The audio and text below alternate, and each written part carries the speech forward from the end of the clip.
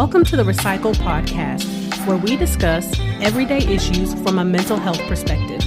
We are your hosts, Dr. Rashonda Strickland, Dr. LaFonya Jones-Hines, and Dr. Nichelle Wall. Now, don't get it twisted. We're not going to be your stereotypical therapist. What we will be is informative, down to earth, a little spicy, and vulnerable. All right, interns, turn up your volume, grab your pen and paper. It's supervision time. As a reminder, this podcast is not meant to take the place of a relationship with a licensed mental health professional.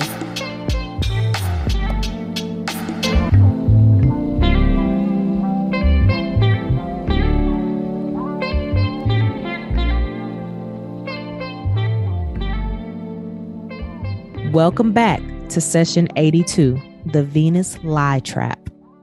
We be coming up with some good titles. I can't do nothing but laugh every time we say them. But this topic, we're going to be talking about being in love with the idea of being in love and being comfortable being the mistress. So before we start, I wanted to make sure, one, that y'all know Dr. Jones-Hines is okay. It did turn out that I have COVID, but I'm on my last evil days of recovery. So if I sound a little funny, I'm still at home quarantining from the ladies to make sure that I'm over the hill. But next week I should be back in full force. So if I sound funny, that's why. Then I wanted to preface, we approach these topics with the idea in mind of helping people and bringing things to the attention of our listeners and making sure we point out different behaviors. We're not here to wag our finger in anybody's face or belittle somebody. If this is your situation, we are here to just bring these things to your attention and just kind of help you to move forward in whichever way you decide to move forward. As the old saying goes, if it don't apply, let it fly. Exactly. Yep. But and if it does, holler. Okay. Boy, the old folks had something for everything. Okay. So, how do you ladies think women become mistresses? I think one way a woman can become a mistress is accidentally, because we all know that people are not always truthful when we meet them. By the time they find out, they have already invested in the relationship, and it's hard to leave a relationship that is your own and it's a bad relationship. It's hard to leave that. So let alone if they're dating someone and they're married, that's not an exception. I mean, it's still hard to leave that relationship. Mm-hmm. So I think women can become a mistress accidentally falling in love with someone they didn't know was married. Yeah, I agree. Mm-hmm. If anything, I said it's probably the most common way that women end up becoming mistresses. Another way I would say is you have, the woman that's on the prowl. They're looking for someone that is emotionally unavailable because it puts them in a position to not have to invest into the relationship. I get to still be free, do my own thing while you are obligated in some ways to this other person.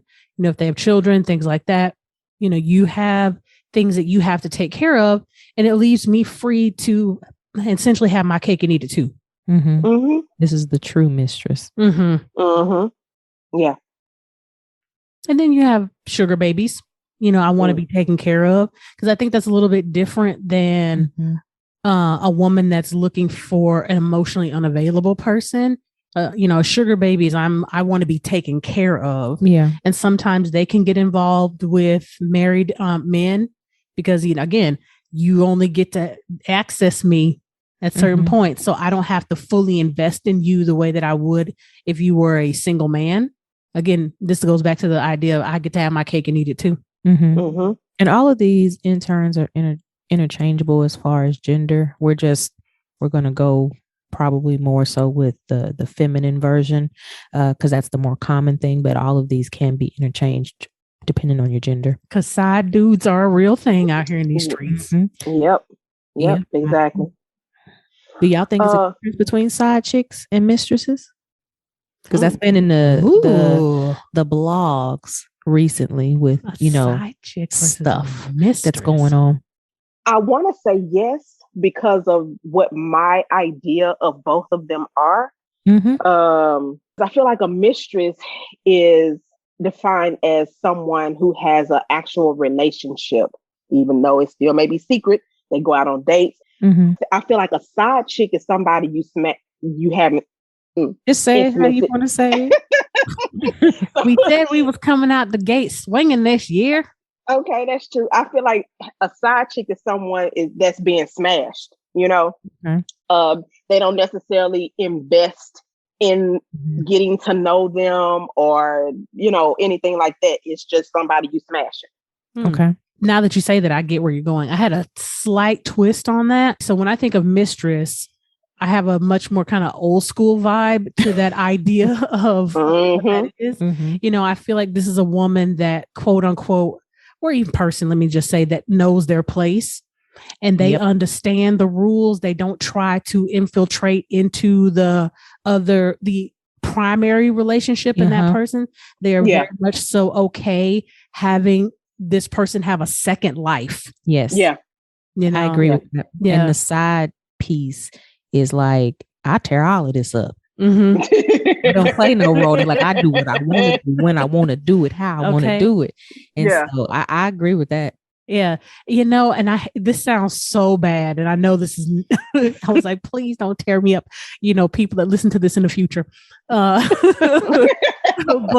I feel like mistress is a tad bit more classy than side chick. Now, I'm not saying that the people that engage in this behavior are more classy, but I do think that there's a different level of understanding that comes with a mistress versus being a side chick. Yes. Yeah, I think mistresses know their place. Yeah. Side chicks continue to create their place. And it's like, no, that's not what you can ready to do. You're not getting ready to come up here and mess this up.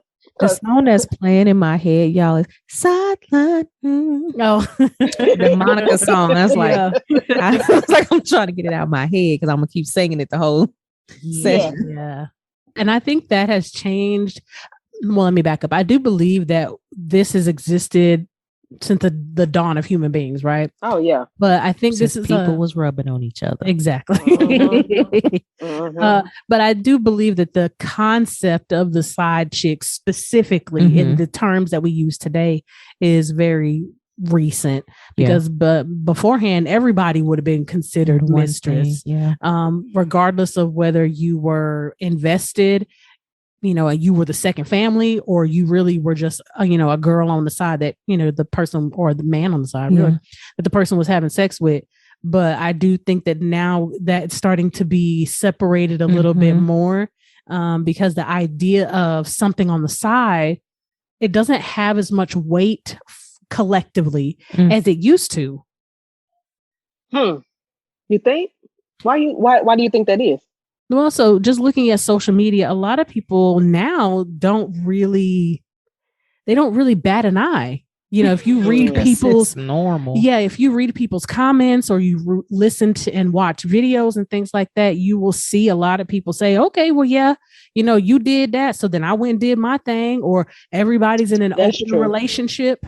Yeah. Which is not the same thing, people. As polygamy. So I was like, we're not talking about approved relationships under polyamory, polygamy, polyandry, all of these things. We're talking about like, you ain't told your main about your side, and your side sometimes knows about the main or mistress, you know. So it is different. I think because people follow celebrity so much now, and because celebrities have so much access that people think that this is normal. And they're like, oh, let me adapt this lifestyle. First of all, ma'am, sir, you can't even afford your own lifestyle. How are you going to afford two other people's? Right. Okay. Like if we really want to get into the realm of really having a polyamorous lifestyle, people who are truly polyamorous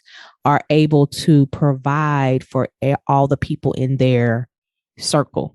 This is not a cheap lifestyle. Okay. This is not about your ego being stroked. This is about, I truly feel like I gain love, intimacy, sexuality, all these things from multiple people versus, oh, you stroking my ego. I'm the big man, big woman on campus or in town or whatever. And people don't really understand that because we're so narcissistic. Yeah, in general. Yeah.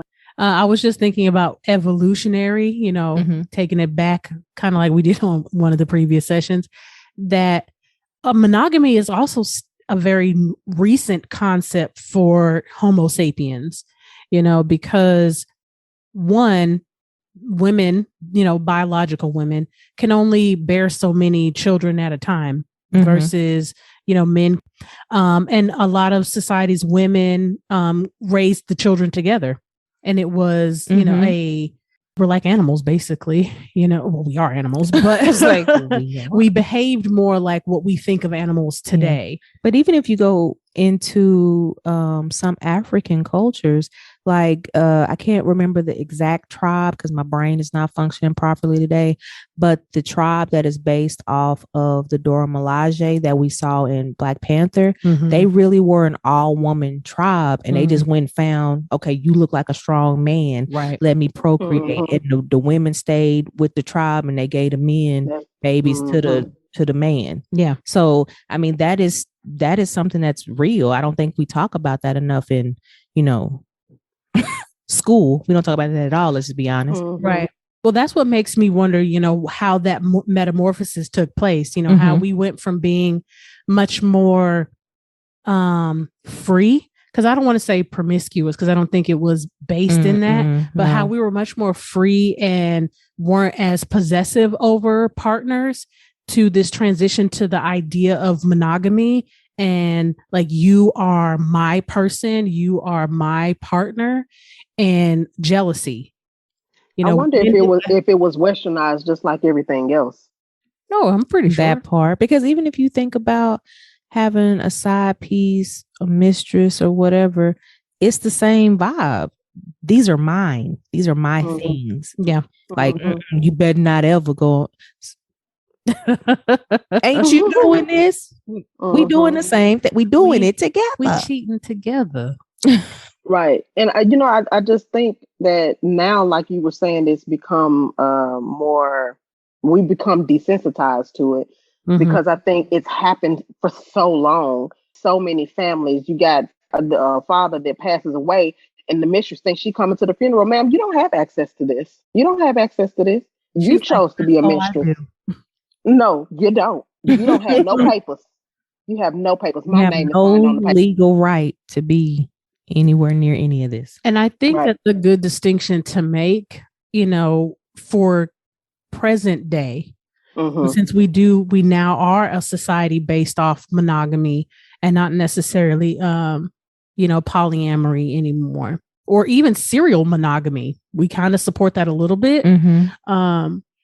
But I do think that the idea of marriage, I watched a video not too long ago, and it was talking about common law marriage versus, you know, legal marriage and the protections that are afforded to wives and wives and women that have been wives, because whether you're widowed or currently a wife, a lot of the legal protections and benefits that you receive from being in that status, whether that's insurance or wills, trusts, you know, inheritances, you get survivor benefits, you know, Social Security. I mean, there's all these things that you get because you have legally declared yourself at this particular status, versus if you are common law or you remain single and you're a person on the side, you're not afforded those same things unless it's something that the person has specifically written up.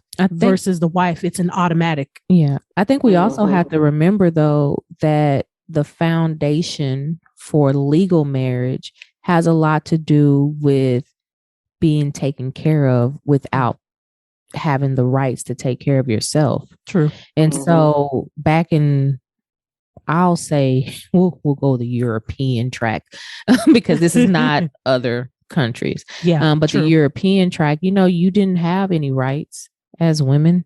And so you had to find a suitable suitor and they had to have the ability to take care of you. They had to gain permission to court you from your father, and so on and so forth. And, you know, if that didn't work out, you was just going to be a spinster or old maid or something like that, which, you know, back in the day, well, even though these beliefs still hold fast in today's societies, you know, nobody wanted that. Right. You know, because that meant your worth wasn't really anything. Yeah.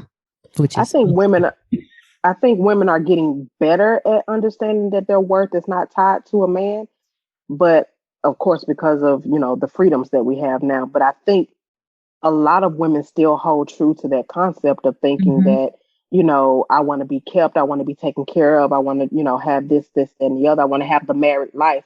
And if that means that I have to date a married man to receive that, then I will. What mistresses don't realize is that you too can be a married woman, and one day you might, and then you got to reap what you sow in some way, shape, or form.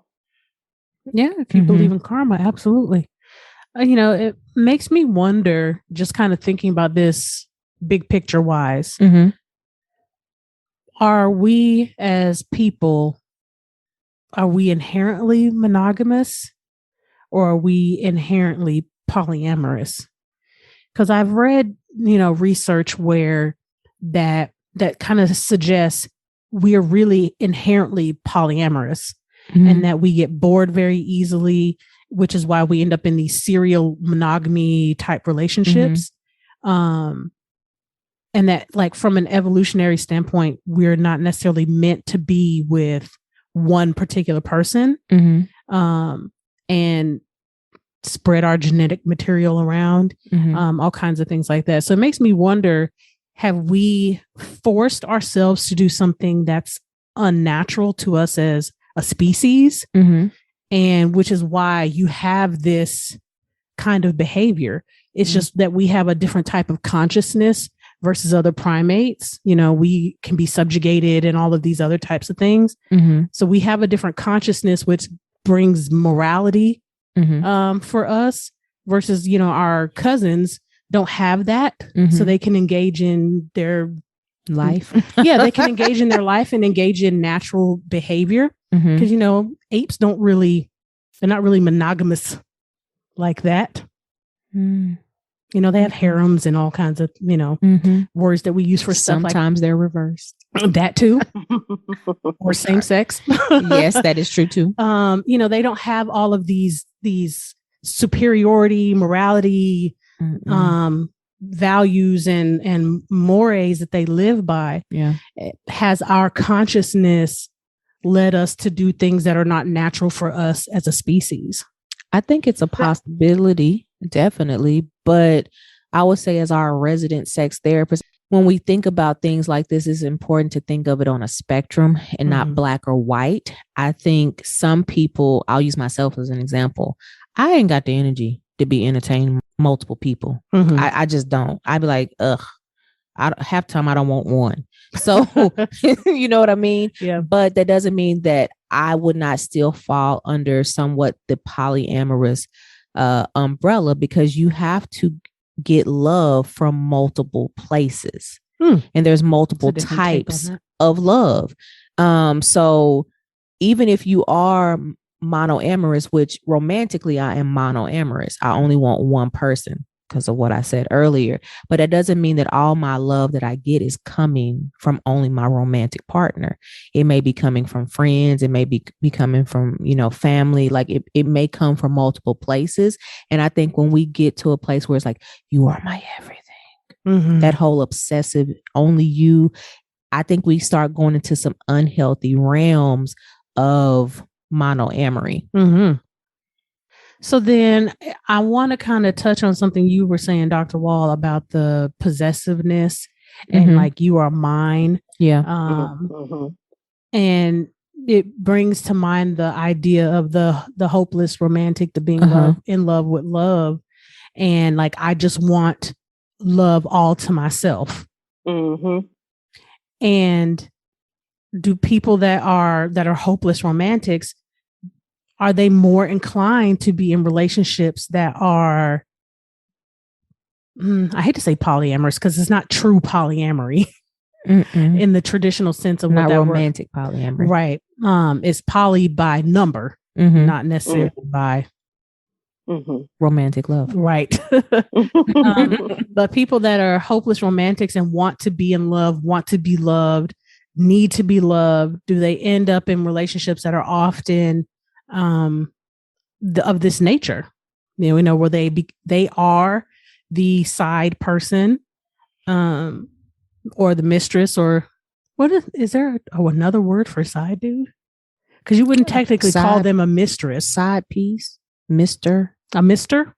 Oh, yeah, that's what I was saying, mister. I was like, is there a word for? Well, I mean, you got to think it's sides and mains. So yeah, they ain't a main dish; they a side dish. Yeah. So yeah.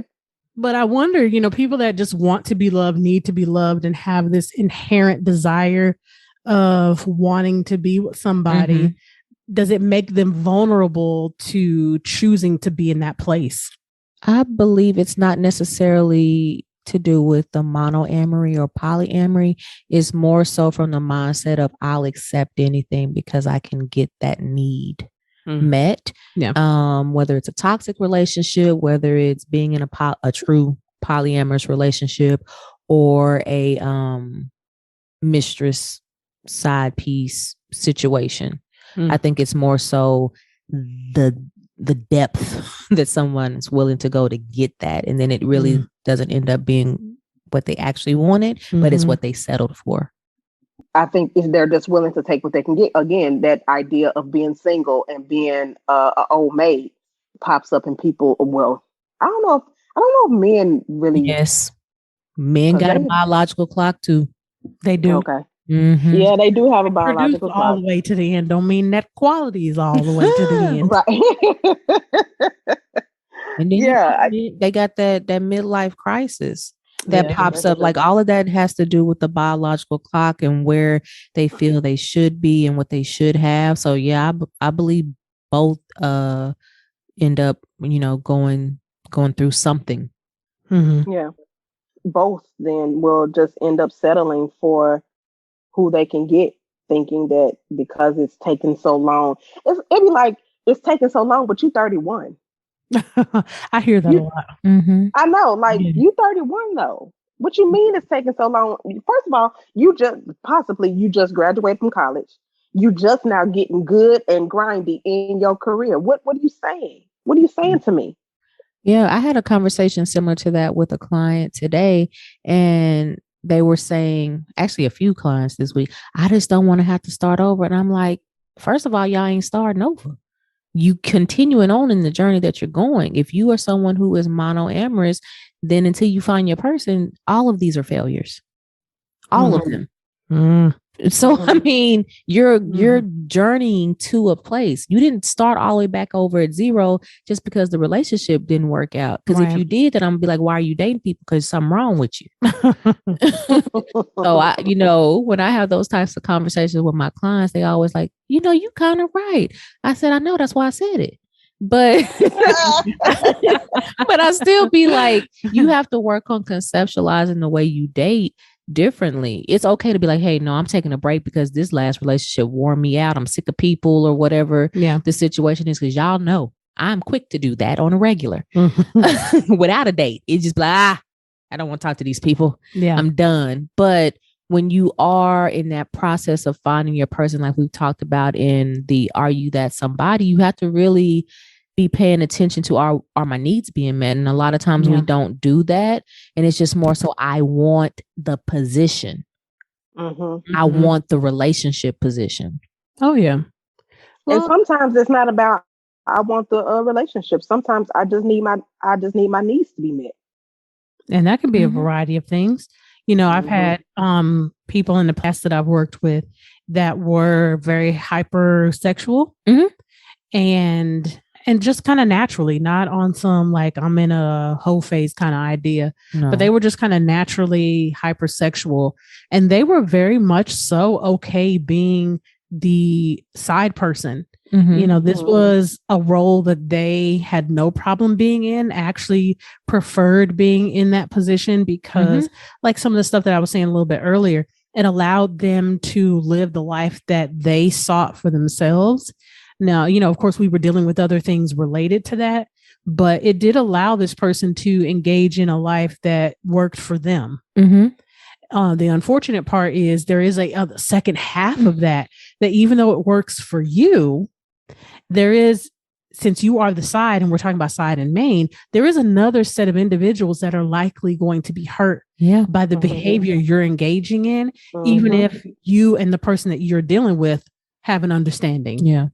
The third person likely does not have this understanding. And that's always my issue. I just can't deal with a relationship where there is deception.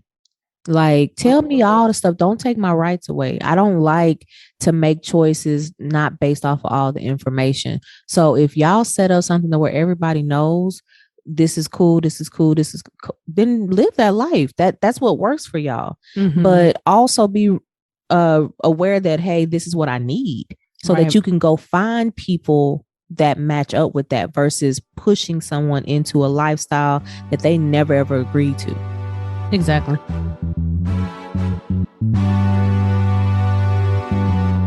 It's so much going on in the world right now, and we could all use some extra support. At Balance Beacon, we offer counseling services for individuals, couples, families, and groups. If you're in Texas, give us a call at 214-396-6503 or visit our website at www.balancebeacon.com for more information.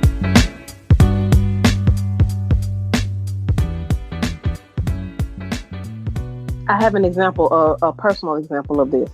So in around 2008, I had just moved to Texas. We was working on a doctorate degree, and I started working at Parkland. I was introduced to this resident, and we couldn't, date or anything because I had just started talking to someone else, and we had a conversation on the phone. I told him about this other guy. He was like, all right, well, I don't want to be involved in it like that. Oh, cool, fine. So we took a break. Whatever. Cool. Ended the little whatever I had with the other guy because it just didn't work out. And so the resident and I started talking again. But come to find out, he and I don't have the same beliefs in God. And so it wasn't going to work out, but we remain friends. And every now and again, he'll pop up, we'll communicate for like 2 days, and then we'll just kind of phase out. Every time we would talk and meet back up, I would be like, how you doing? How are you still single? You still single? What's going on with you? We were just talking it up, friends.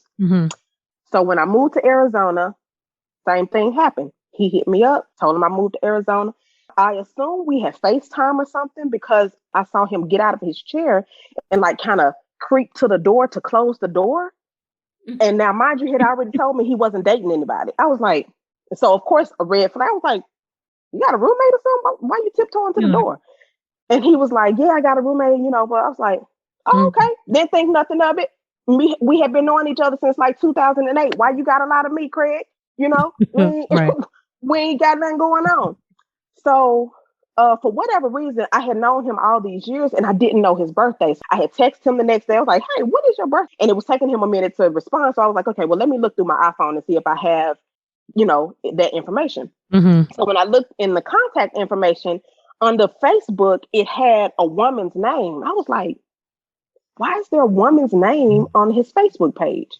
So I looked this woman's name up and I saw him in the picture. First, it was inconspicuous. It was kind of just like they had taken a picture. I was like, okay, I wonder if that's his sister.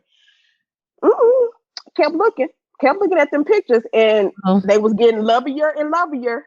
And then I looked at the content of one of the pictures, and it was like, I'm glad hubby and I decided to bring the nanny on because they was in Hawaii on our trip. That was the best decision ever. I was like, I said, hubby? Girl, you dodged a whole bullet. Because he was getting ready to come to Arizona to visit me. So I texted him and I said, are you married? and he was taking a long time to respond. And I was on my way to my kickboxing class.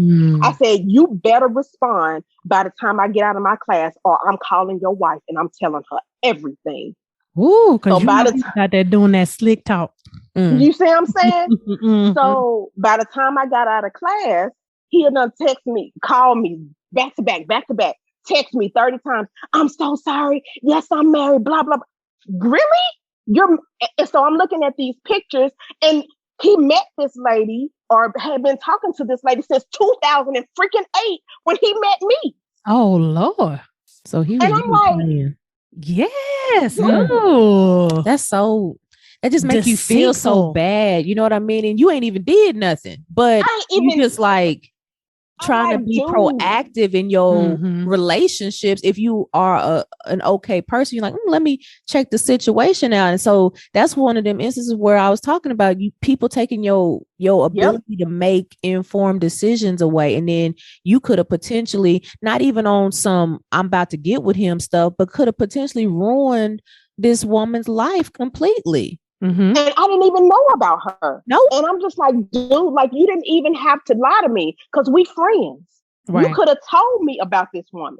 Whenever we were talking, I had a boyfriend, I would tell him, oh yeah, I'm dating such and such, such and such. Like, I would always tell him about me. Yeah. So needless to say, we don't talk no more. Yeah. Yeah, because he can't be trusted. No. You know, when you brought up your example of when a mistress or a side piece occurs or whatever, well, mistress, because we already discussed side piece a little bit different. I've had a personal experience with that. Like, love of my life, one of the loves of my life or whatever. Serial monogamist over here. Hey, you know, and I'm someone who, I take my time. I really get to know somebody. I ask all the questions. Are you married? Is anybody married to you? Like, I asked this questions. Does anybody think they married to exactly. You? Even my mom asked this individual these questions. They were like, nah. Said nah. Nah. Fast forward, they was married. They was married, and they belong to the United States of America. So I was like, So I get the information because I have somebody that was in the military that could give me the information. Because military families, we stick together, right? And so my heart was broke. But I immediately text and said, we done, we finished. I said, if you ever want to talk to me, I need to see divorce decree in hand, stamped by the judge. Exactly. And don't talk to me until you do it. Because I have never wanted to be the downfall of anybody for any reason. Yeah. Somebody who's super emotional like me, I can't take that. Yeah. I would feel so bad, so much guilt or whatever the situation was. And so I was just like, I don't understand how people can go to those depths to get their needs met. And they're like, forget all y'all. Right. That's interesting. Yeah. I got time. So y'all be careful out here in these streets. Ask questions on top of questions and on top of questions. And sometimes, vital statistics are free. You can look things up. On your own or with a friend. And if you're dating someone who is divorced, ask for them divorce papers. Divorce decree. It should have when it was filed on there. It should have when it was signed. It should have the judge, the county. Look, I don't play. Again, vital statistics are free. Yeah, you can look up anybody's information unless it's something. Now, you can't look up people's socials and stuff. No. But you can look up whether somebody's married or divorced. Yeah. You just got to have somebody's name. Some stuff is just easy. And I don't know if we, and when I say we, I mean kind of as a collective, I don't know if we do a great job of really vetting people. No. We don't. We just take people's word for it and hope for the best.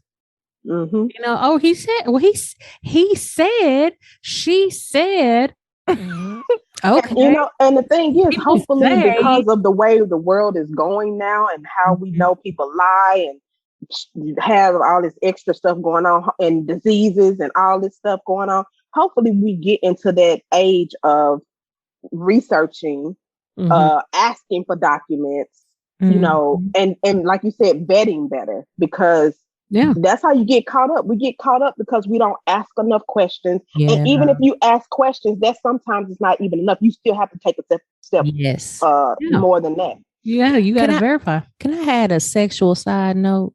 Sure. Because this includes people's status. Oh, you know what I mean? Like, before you lay down with people, what's their test status? You know what I mean? Yes. And if they got a problem with getting it, run. Because I don't care about themselves or you. In this day and age, I mean, I don't even understand how that's even a problem. Right. You can go get a full panel at Walgreens. And that's why I'm saying, the younger generation, you know, and I hate to say this, but I can understand for an older, you know, set of individuals, you know, in the late 50s, 60s plus, of course, you know, their ideas of getting tested are very different. But if you're in your 40s, 30s, definitely in your 20s, we were raised and grew up under the idea of being tested, get tested. Yeah. So I don't even, it's just like, I don't understand people that smoke cigarettes and you under the age of 60. Like, we were bombarded with information about being safe, about safe sex and safe practices. So I can completely understand not vetting in that. But we just don't do a good job of vetting. I have a lot of clients that are like, well, I'm embarrassed to ask. Well, then you don't need to be having sex. You don't need to have sex. My mom always told me, if you can't talk about it, you don't need to be doing it. Y'all acting like Samantha on Sex in the City when she fainted when she went to get her HIV test.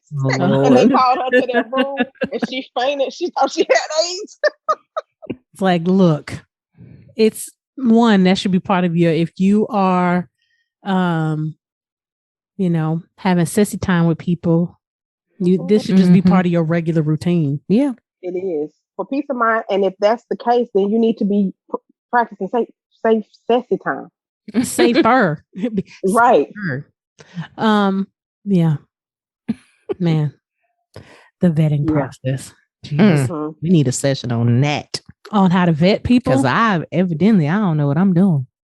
I don't know if we all know what we doing. I think it's just a luck of a draw. I was like, we all just out here just doing stuff. Yeah, I just think it's a luck of the draw, and you just like throwing spaghetti at the wall, just trying to see if it stick.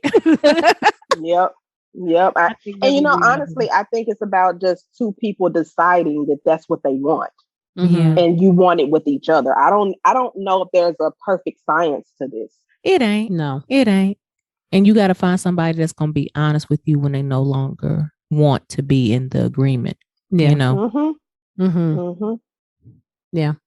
See, I can't think of a time where I've had, where I was in a relationship with a man that was married and I didn't know that he was married. I only had that one time. And I guess because of them being military and coming in new, it's easy to not know that information. But my mom is a master detective, so I don't really have to worry about that. And I got a couple of friends that will find everything about you. Gotcha. Where you were born, what hospital, like they be in there. Yeah. I've been approached by a married man. I actually went out on a date a couple of times with a married dude, and it was one of those things like, why do you always want to do this? Or why do you know, like your brain starts like, well, why do you only call at this time? Or why do you only connecting the dots? Why do you only do? And he was like, oh, well, I mean, I'm married. Oh, okay. Well, I mean, so it was one of those things like you didn't tell me, but then when I asked, it wasn't like you were trying to hide it. Ain't like that. I'm married. Oh, so you regularly.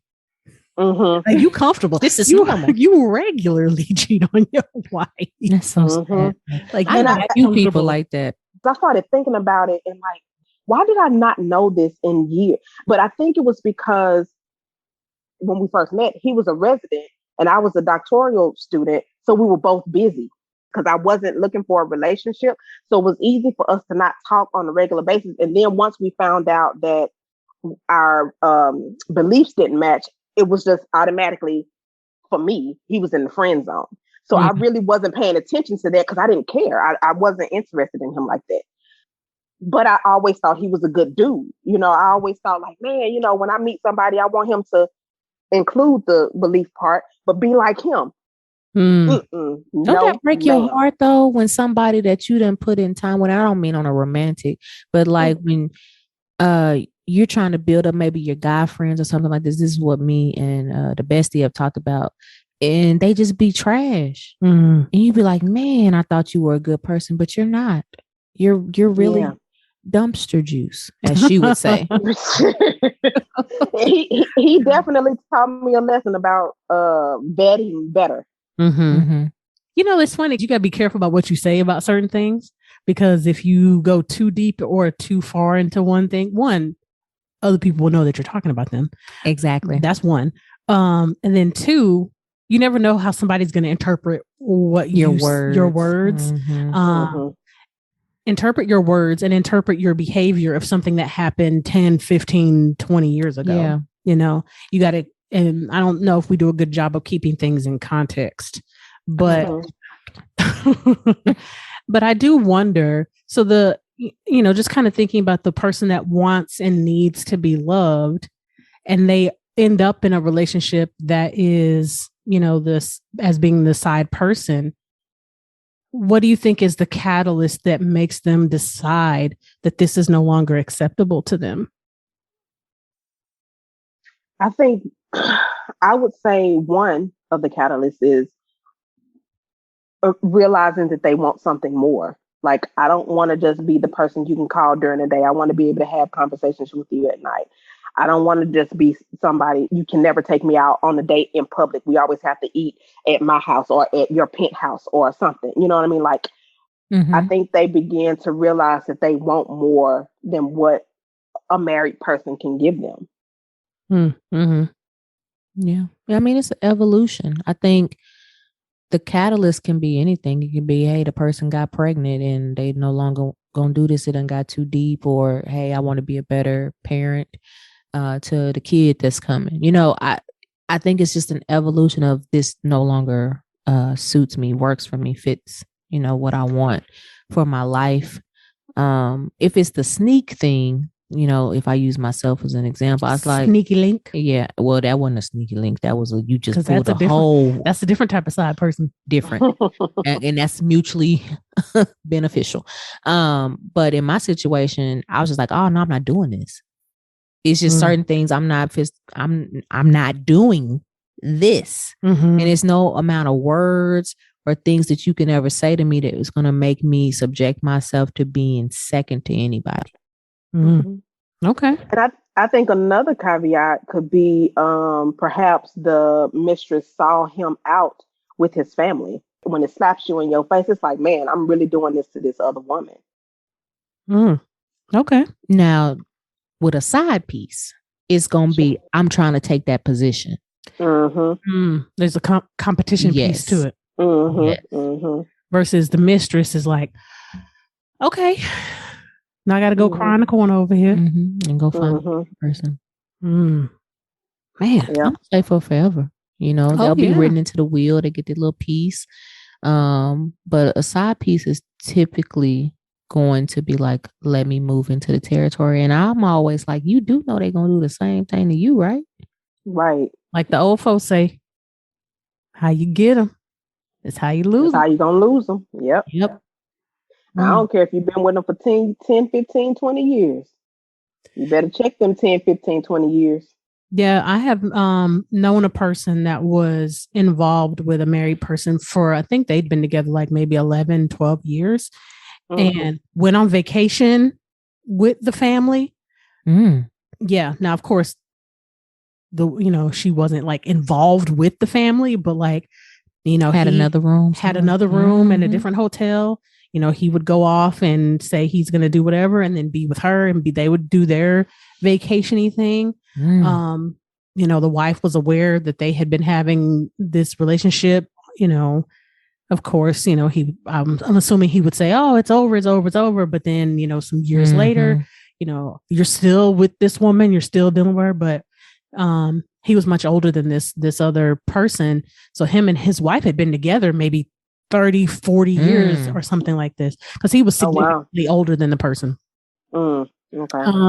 But that was something that, me and that person would talk about is kind of like, well, like what benefit does this actually have for you outside of the financial benefit that you have and, not having the pressure of being her.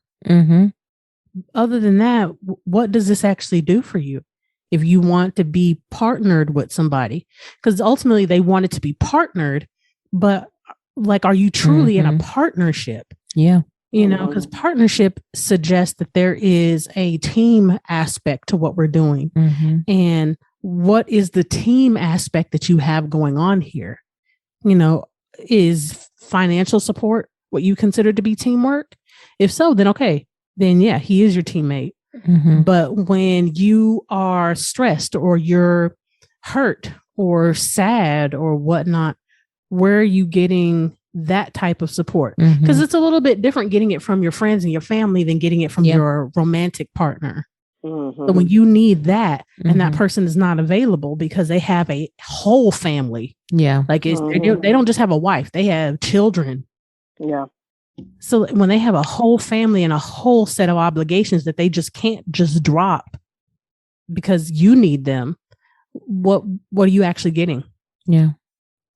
I think a lot of mistresses also have in their mind that dating a married person, they, like your person that you knew, they can wine and dine them differently than, I guess, single men or even men their age. It's an established person. They understand. It's weird to say this, but they understand family commitment. Yeah. And they understand what it takes to go the extra mile. And if they are financially capable, they will definitely be able to do that.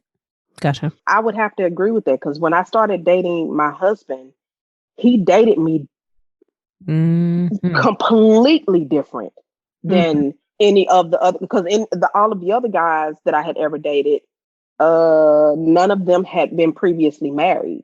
Gotcha. And so my husband courted me completely different than any, which is why I got his last name now. He made it. He made the cut. He made the cut. But and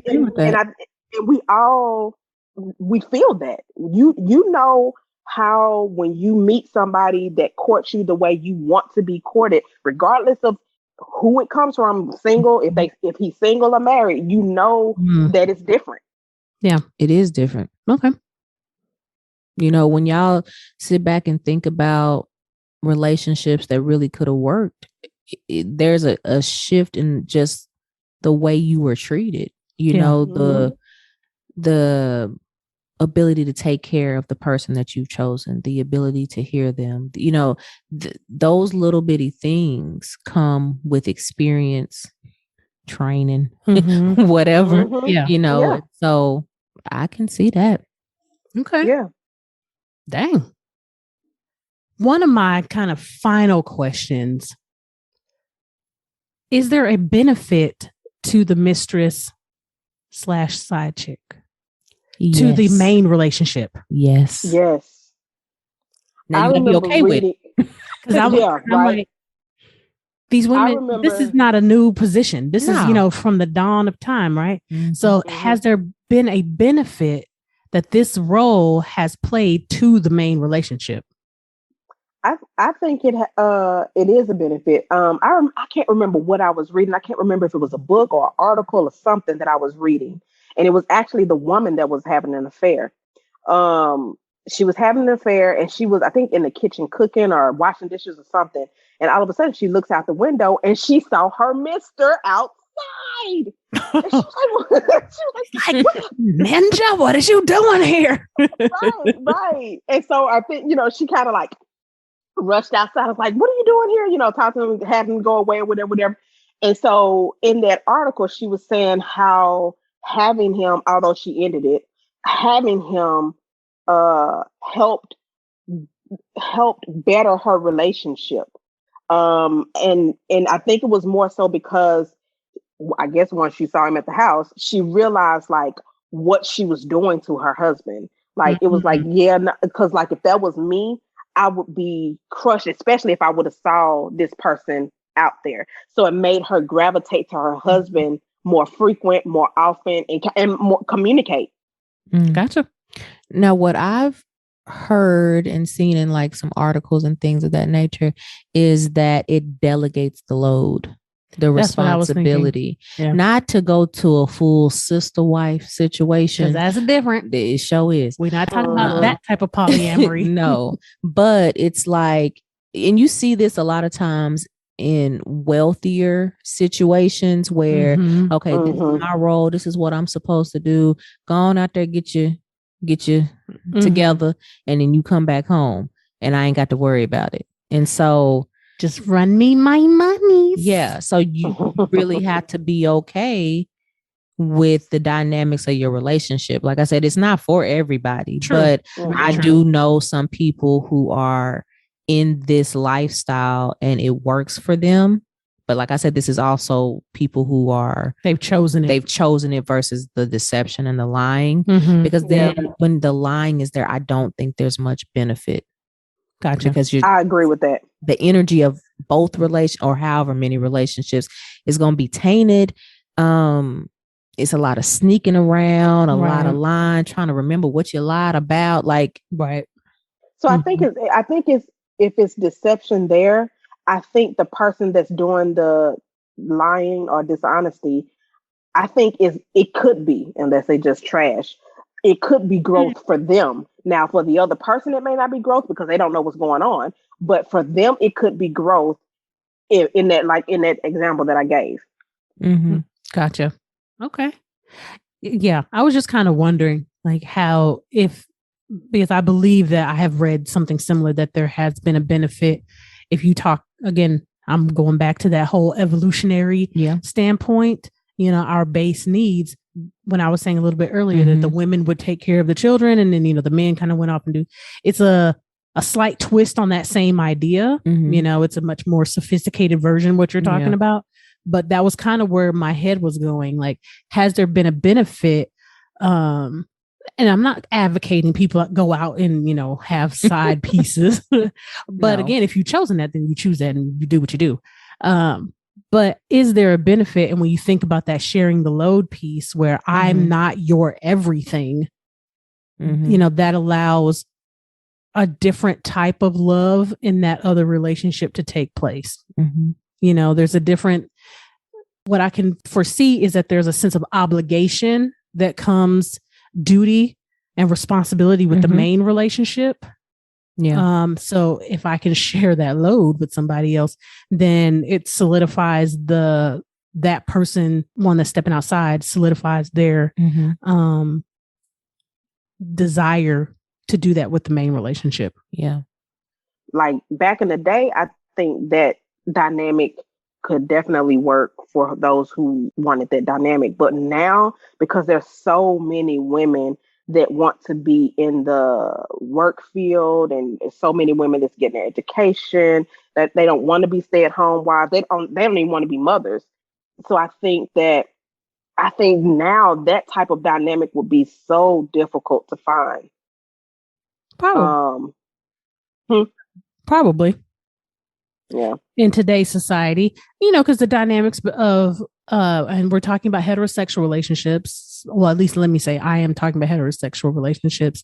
Imagine this, there's a difference for, the community, but the idea of what women want their role to be in a relationship, what they can contribute to a relationship, and their expectations of what they receive from a relationship are changing, and they seem to be changing very quickly. So, and I think because women have now realized that to get to this point, our ancestors have worked so hard for us to continue to be trailblazers, to continue to have a voice, to continue to have an opinion, like to go backward. Like, I'm like, give me my monogamy relationship, because I got you. Okay. So I definitely would say, if you're going to be in this lifestyle, choose it. Don't fall into it. Yeah. And just so our interns are aware, this may seem like a skewed conversation this session, but it's only because we've already talked about the negative sides of cheating. And so those sessions will be linked in our bio or, in the description box. So we didn't feel a need to go back over all the negative sides of that. We wanted to get more into the psyche of the person that does this, as well as maybe some of the benefits of why they are doing these things. Yeah, absolutely. Oh, we all do things for a reason, whether they're to our benefit or to the benefit of others. Yeah. So Girls Trip is next week. So if you haven't seen it since 2017, dust off your DVDs or, Amazon Prime it or, Vudu or whatever you use. It's like $3.99. Check it out. We'll be going over that one next week. And of course, y'all know we end off with a quote. This one is by Margaret Anderson. In real love, you want the other person's good. In romantic love, you want the other person. Must be this volume control. So, okay, interns, process your notes. Be sure to catch us next session and find us on all major platforms at the RePsychled Podcast. If you're a new intern, be sure to like, comment, subscribe, and share. Thanks for listening. And remember, we are shifting and reshaping our psyche through healing conversations and connections, one discussion at a time.